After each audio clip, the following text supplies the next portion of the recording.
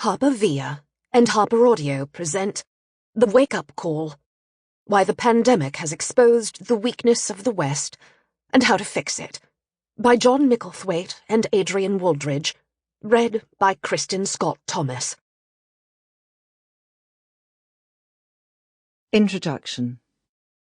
Weeks when decades happen. In 1651, a gentleman scholar who readily admitted that fear and I were born twins published one of the great books on government.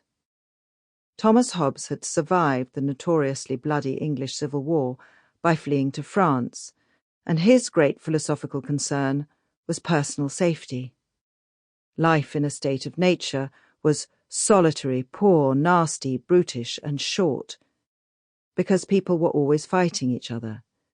So, he argued, citizens should form a contract to give up their freedoms to a ruler who could offer them protection.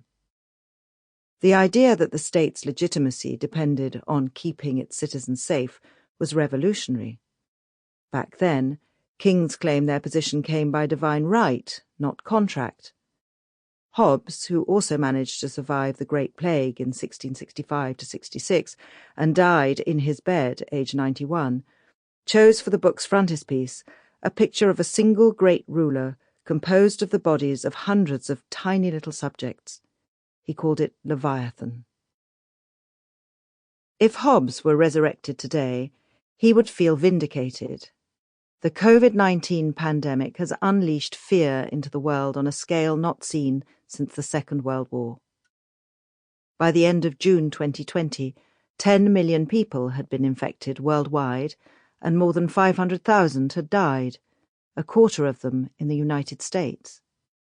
Every day brought horrific images: New York City paying prisoners in hazmat suits to help dig makeshift graves for piles of wooden coffins, Britain's Prime Minister fighting for his life in intensive care, Médecins Sans Frontières setting up camp in the centre of Brussels, the President of the United States suggesting people inject themselves with disinfectant.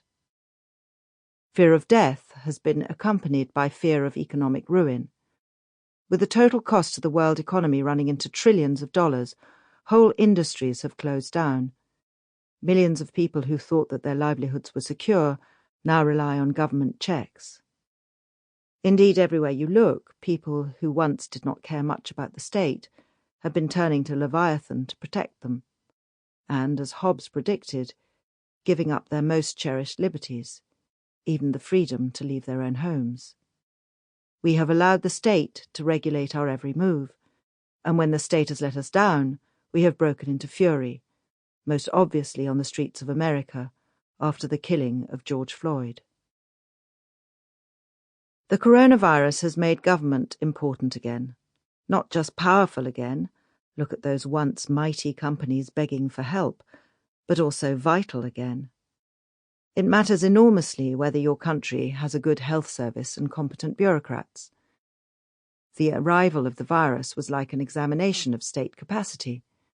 A handful of Western countries passed. Germany was an outstanding performer in Europe, while Denmark, Norway, Switzerland, and surprisingly Greece did well. New Zealand and Australia were champions on the Pacific Rim, but most Western countries, led by America and Britain, failed the test, humiliatingly so, when compared with countries in Asia. The numbers underline this. By mid-year, the death rate in Belgium was 850 per every million people. In Britain, it was above 650. In both Italy and Spain, it was around 550, while in the United States, where the virus was once again surging in Arizona, Texas, and Florida, it was closing in on 400. The figure for Germany was around 100. In South Korea and Japan, the death rate was just 7 and 5, respectively. Mainland China claims a figure of 3. That final number comes with a lot of caveats, but even if the Chinese death toll was in fact 10 times the official total, the regime would still be 10 times better at protecting its people than Donald Trump was. Even relatively poor parts of Asia, such as Vietnam and Kerala State in India, outperformed both the United States and Britain by dramatic margins. Sample complete. Ready to continue?